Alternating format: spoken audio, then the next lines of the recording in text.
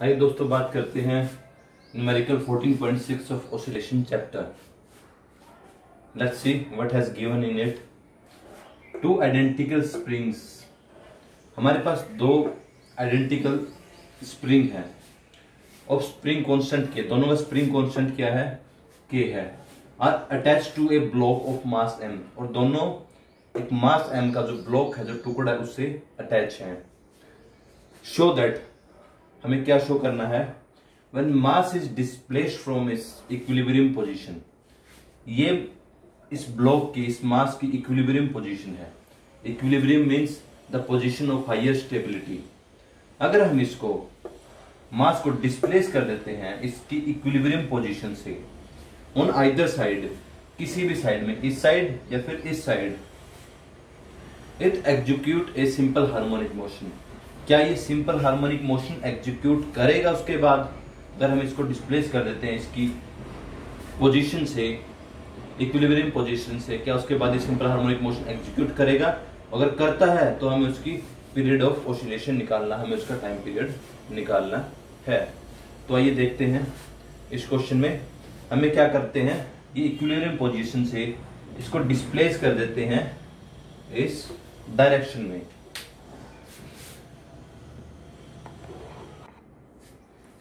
तो आइए देखते हैं, मास m को डिस्प्लेस करने के बाद, ये हमारा मास m था, पहले मास m ब्लॉक है,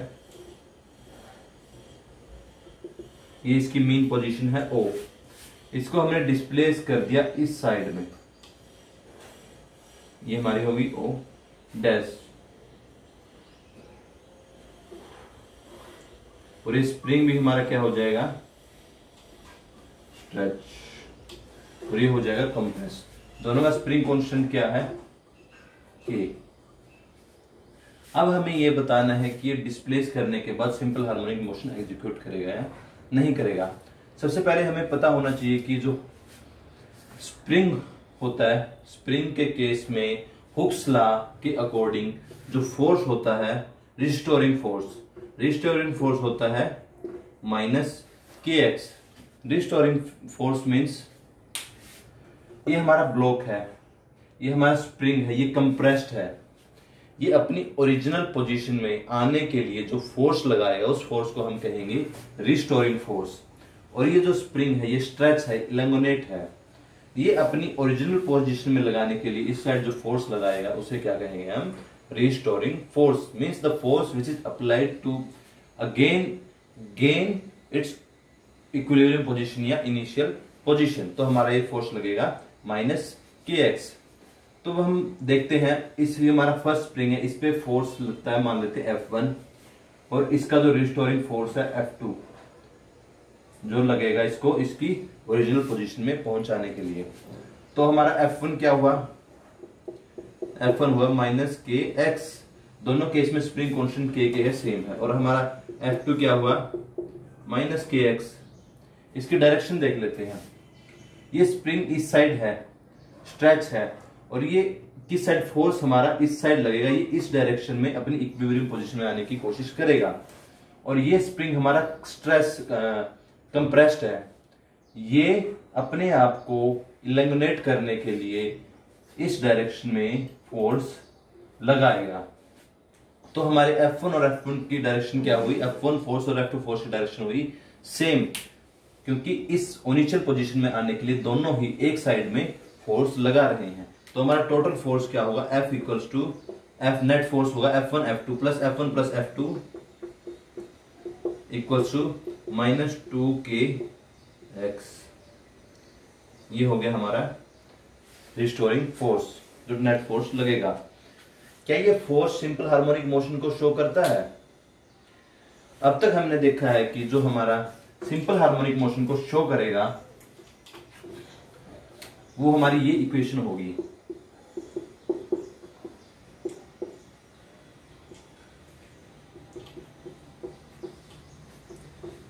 ये इक्वेशन हमारे सिंपल हार्मोनिक मोशन को शो करेगी, क्योंकि सिंपल हार्मोनिक मोशन में अगर डिस्प्लेसमेंट टाइम के साथ वेरी कर रहा है और वो भी साइनोसॉइडली, तो हमारी मोशन क्या होगी, सिंपल हार्मोनिक मोशन होगी। हमें सिर्फ इतनी डेफिनेशन पता थी सिंपल हार्मोनिक मोशन के रिलेटेड, हमें फोर्स से रिलेटेड कुछ नहीं पता था, हम फोर्स के बेसिस पे कुछ नहीं बता रहे थे। अब क्या करते हैं, हम इसको डिफरेंशिएट कर देते हैं विद रिस्पेक्ट टू टाइम। जो ये सिंपल हार्मोनिक मोशन की इक्वेशन है, ये क्या होगा, हम फाई फेज कांस्टेंट है, हमने मान लेते हैं कि इनिशियल पोजीशन से स्टार्टिंग है, तो इसको हम क्या लेते हैं, इक्वल टू 0 ले लेते हैं हमारी कन्वीनियंस के लिए। तो ये क्या होगा, ए माइनस ए साइन माइनस ए, ये ओमेगा बाहर आ जाएगा, साइन ओमेगा टी, ये क्या होगी हमारी वेलोसिटी। अब इसको हम डबल डिफरेंशिएट कर देते हैं अगेन, ये हमारी इक्वल टू वेलोसिटी, इसको हम अगेन टाइम के साथ डिफरेंशिएट कर देते हैं।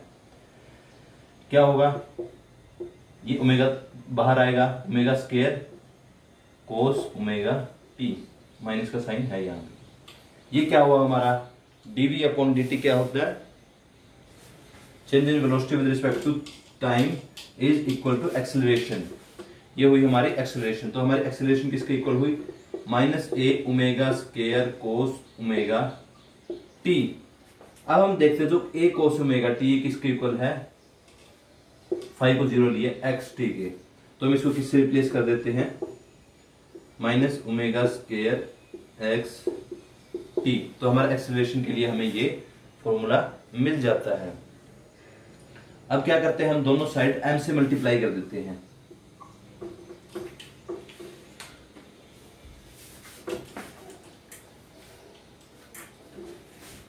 m से मल्टीप्लाई करने पे क्या मिलेगा हमें, एम ए, और उस side m omega square x t. ठीक है, ये क्या हो गया हमारा, according to Newton second laws of motion force is equal to mass into acceleration, और ये होगा हमारा m omega square x t. इस माइनस m ओमेगा स्क्वायर को हम किसके इक्वल रख देते हैं, k के, माइनस k x हो गया हमारा ये। तो k किसके इक्वल हुआ, minus m omega m omega square, हमने माइनस साइन को यहां रिटेन कर लिया, और m ओमेगा स्क्वायर को हमने क्या लिखा है, k। तो देखते हैं जो हमारा फोर्स है वो किसके इक्वल आ गया है, डायरेक्टली प्रोपोर्शनल टू डिस्प्लेसमेंट आ गया है। और हमारी ये कहां से आया, ये हमारी जो इक्वेशन ऑफ मोशन डिस्प्लेसमेंट के जो equation of simple harmonic motion थी, जो डिस्प्लेसमेंट के लिए थी, उसको हमने डिफरेंशिएट करके हमने उससे फोर्स निकाल लिया। तो ये फोर्स भी किसको शो करेगा, सिंपल हार्मोनिक मोशन को शो करेगा, और ये किसके इक्वल है, डायरेक्टली प्रोपोर्शनल है एक्स के।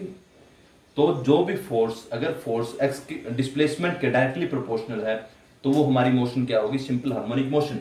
और जो हमें नेट फोर्स निकाल रहा है वो किसके इक्वल है, और डायरेक्टली प्रोपोर्शनल है एक्स के। तो हमारी ये मोशन क्या होगी, इसकी मोशन वो क्या होगी, सिंपल हार्मोनिक मोशन को रिप्रेजेंट करेगी। अब हमें क्या निकालना है, अब हमें निकालना है टाइम पीरियड। हमें पता चल गया कि जो मोशन है वो सिंपल हार्मोनिक मोशन है, क्योंकि जो हमारा नेट फोर्स हमने निकाला था वहां से, वो हमारा डिस्प्लेसमेंट एक्स है उसके इक्वल आ गया है। और हमने जो डिस्प्लेसमेंट की हमारी इक्वेशन थी, सिंपल हार्मोनिक मोशन की जो इक्वेशन थी डिस्प्लेसमेंट के केस में, उसको डिफरेंशिएट करके हमने फोर्स निकाला, वो एक्स के इक्वल आ रहा है।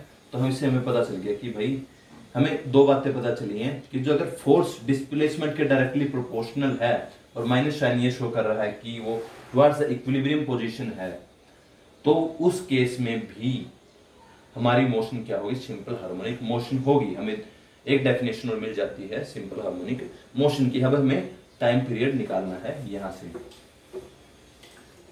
हमारा टाइम पीरियड क्या होगा, हमारा टाइम पीरियड होता है t equals to 2 pi by omega. Omega हम यहां से निकाल लेंगे,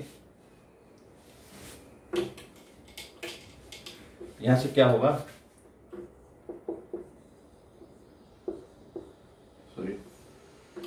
रूट के बाय रूट एम, ये नीचे आ जाएगा, स्क्वायर से अंडर रूट, इसको ऐसे लिख सकते हैं, रूट के बाय एम। और यहाँ फोर्स में हमारे के की वैल्यू क्या है, 2k। इसके साथ कंपेयर करने पे minus minus as it is, x as it is, k की हमारी वैल्यू क्या है 2k, एम है हमारा एज इट इज।